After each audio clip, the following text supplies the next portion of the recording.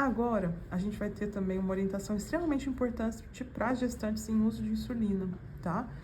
Que é os cuidados com hipoglicemia.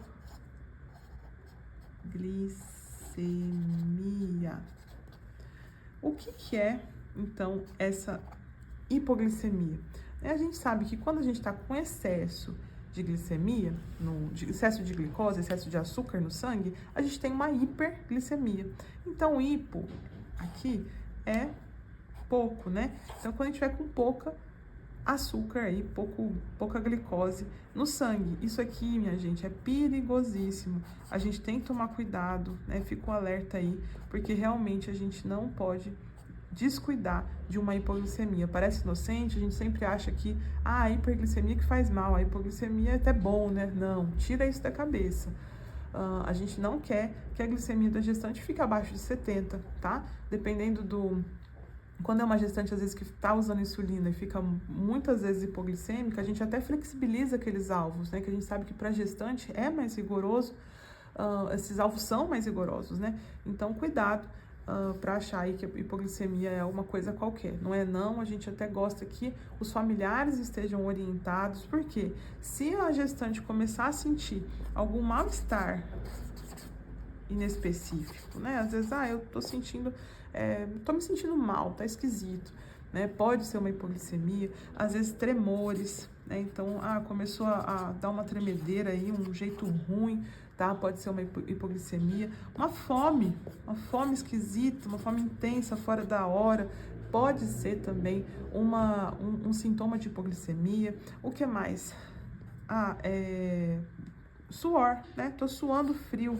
Suor especialmente frio, né? Aquele suor esquisito. Então, pode ser uma hipoglicemia, tá? Às vezes a pessoa fica confusa. Então, alguma alteração neurológica, tem alguns casos que chega a desmaiar. Então, por isso que não somente a gestante, mas aqueles que estão ajudando a cuidar, tem que estar ciente disso aqui, tá? Que qualquer sintoma estranho, tá? Resumindo, qualquer sintoma diferente pode ser uma hipoglicemia aí pela frente, né? Eu coloquei aqui os mais comuns, mas a gente tem que lembrar disso para a gente poder tratar com rapidez, porque realmente é uma condição que coloca em risco até de vida tanto o bebê quanto a gestante. E é por isso que é tão importante o acompanhamento direitinho com o médico nas consultas, tá? Eu sempre deixo isso muito claro, porque o tratamento ele deve ser individualizado, de forma que as doses de insulina sejam ajustadas, sempre evitando a hiperglicemia, mas também fugindo da hipoglicemia, né? Que não deve acontecer em horário nenhum, tá bom? Então, vamos lá. Senti esses sintomas e a minha glicemia veio menor do que 70, eu vou ter que fazer a correção, tá bom? Como eu disse, às vezes varia de gestante para gestante, conforme o acompanhamento médico, mas a rigor, né, grosseiramente, e a orientação geral é que a gente fique atento aí com valores abaixo de 70 miligramas por decilitro, né, que é a unidade aí dos glicosímetros que a gente usa, e a gente tem que fazer a correção, tá? Então, lembrar de fazer a correção aí é importantíssimo. Como que eu vou fazer essa correção? Você vai ver que a primeira vez, a única vez que a gente vai falar para você ir atrás de carboidratos simples aí, de rápida absorção, porque são realmente aqueles que vão fazer a glicose subir de uma forma mais incisiva, que é o que a gente precisa, né? Já que, como eu falei, né? É uma condição que pode ter risco até de vida, tá? Mas agora eu fiquei com medo. Não, não é para ficar com medo. É só para saber que existe e que o seu médico vai fugir disso, né? E o que eu posso fazer para evitar, né? Essa hipoglicemia? A gente vai falar daqui a pouco, mas vamos continuar aqui o assunto falando como eu vou corrigir. Então, minha glicemia deu lá abaixo de 70 e eu tava lá com meus sintomas ou não, né? E eu vou correr para fazer a correção. Então, a gente vai falar para você ir lá, ou pedir para alguém, trazer um copo com 150 ml, então, mais ou menos 150 ml de suco de laranja ou refrigerante comum, tá? Então, não é para tomar um refrigerante zero que não vai adiantar nada, é um refrigerante comum mesmo, com açúcar, tá? Então, 150 ml de suco de laranja, que tem bastante açúcar. Espreme uma laranja lá, ou refri normal, tá? Então, refrigerante com açúcar. O que mais que eu posso usar para corrigir a minha glicose, né? Gente, às vezes o que você vai ter vai ser uma colher de sopa de açúcar mesmo, tá? Então, o açúcar... Opa, acento no lugar errado. Açúcar, às vezes vai ser o que vai ter disponível. Então, pega um copinho de água, coloca lá uma colher de sopa de açúcar e toma, certo? Essa colher de sopa de açúcar também é uma opção, tá? O que mais que eu posso usar além disso? Que é muito fácil de transporte, né? Eu gosto de orientar meus pacientes a ter disponíveis. Não sei se vocês já viram aqueles sachêzinhos de mel, né? Então, vai lá e pega 3 daqueles sachêzinhos de mel, sabe? Eles vêm até grudadinhos, né? Um no outro. Pega 3 daqueles sachêzinhos de mel e faz uso. A gente chama aqui de melzinho, tá?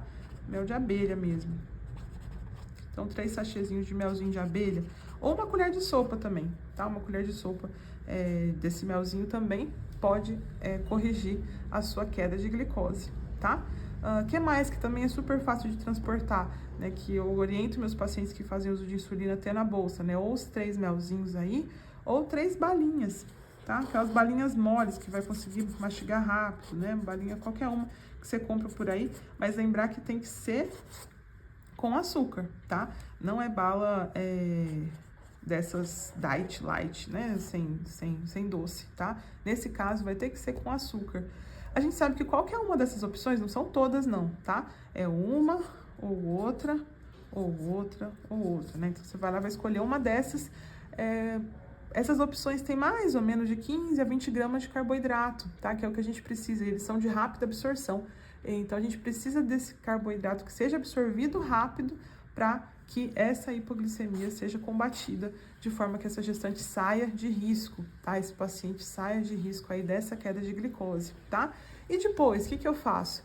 Né? Então, lembrar, a regra a gente fala assim, ó, 15 gramas de carboidrato e depois de 15 minutos eu vou medir de novo a glicose dessa minha gestante, né? Então, fiz lá as 15 gramas, espera um pouquinho, 15 minutos, vou medir de novo.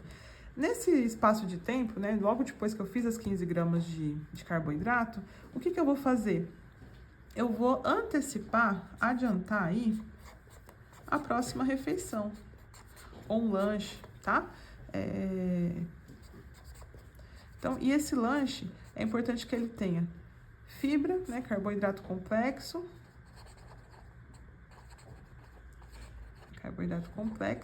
com proteína, tá? Ixi, ficou esse X, mas deu pra entender, né? Então, carboidrato complexo com proteína. A gente tem uma boa opção aí, né, para ser utilizado, tá? Então, esse lanche aí, lembrar sempre da importância das proteínas. Por quê? Porque daí eu vou firmar essa subida de glicemia, de glicose, tá? Porque senão, às vezes, os 15 gramas de carboidrato, ela vai subir e depois vai cair de novo. Então, para firmar, eu antecipo a minha próxima refeição, tá? Uma refeição aí completa, com proteína e fibras, que é importante para a gente segurar aí essa glicemia, tá? No carboidrato complexo a gente considera essa questão da presença das fibras. Combinado? Então, se você teve alguma dúvida em relação a essa aula, assiste de novo, porque é uma aula muito importante e a gente vai ter uma folha explicativa aí para você entender e para você lembrar quando você estiver em casa, né? Aí para você ter acessível, tá bom? Lembrando que por que é importante meus parentes saberem também? Porque às vezes o paciente com hipoglicemia, ele vai às vezes fazer uma confusão, né? Vai ficar, né, tipo, não saber direito onde que tá, o que tá sentindo, às vezes fica parecendo que não tá conseguindo conversar. Então, os familiares mais próximos, ou no trabalho aí, quem tá mais próximo, tem que saber que se isso acontecer, vai atrás de ver se não é uma hipoglicemia para fazer correndo essa correção, né? Avisa o pessoal do trabalho aí, ó, ali na minha gavetinha fica o meu melzinho, as minhas balas, né? E sempre um açúcar, que é uma forma assim, que é mais até fácil, né? Tem em qualquer lugar, então lembrar sempre do açúcar que é uma possibilidade também nessa situação, uma colher de sopa de açúcar. Lembrando que se o paciente estiver desacordado ou sonolento, né, para evitar o risco desse paciente engasgar,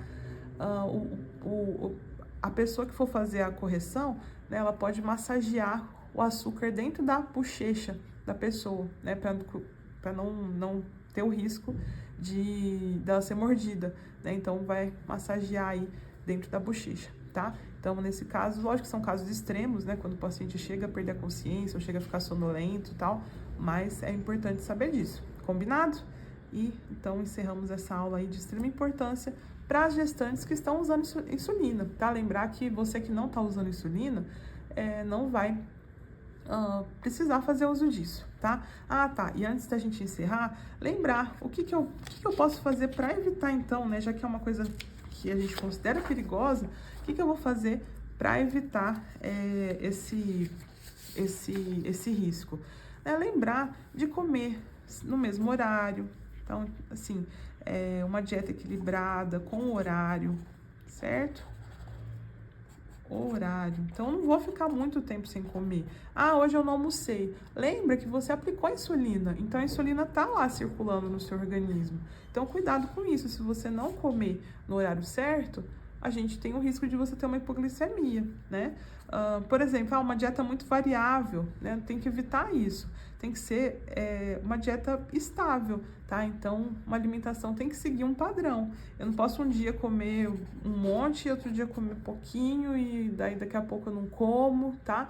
Então, tem que seguir um padrão, tem que ter um horário, né? A gente já falou sobre a importância do nutricionista nesse contexto para estar fazendo uma dieta individualizada, né? Que também a gente não consegue orientar no curso, porque cada mulher vai ter seu peso, vai ter sua preferência, vai ter o seu alvo em relação a ganho de peso durante a gestação, tá? Então, olha como é importante uma dieta bem feita nesse sentido. E a gente já falou sobre evitar carboidratos simples, né? E fazer o uso de fibras, proteínas, carboidratos complexos, né? Show é carboidratos. Complexos, certo? Então, isso tudo ajuda. Outra coisa que a gente tem que tomar cuidado é na hora do exercício, tá?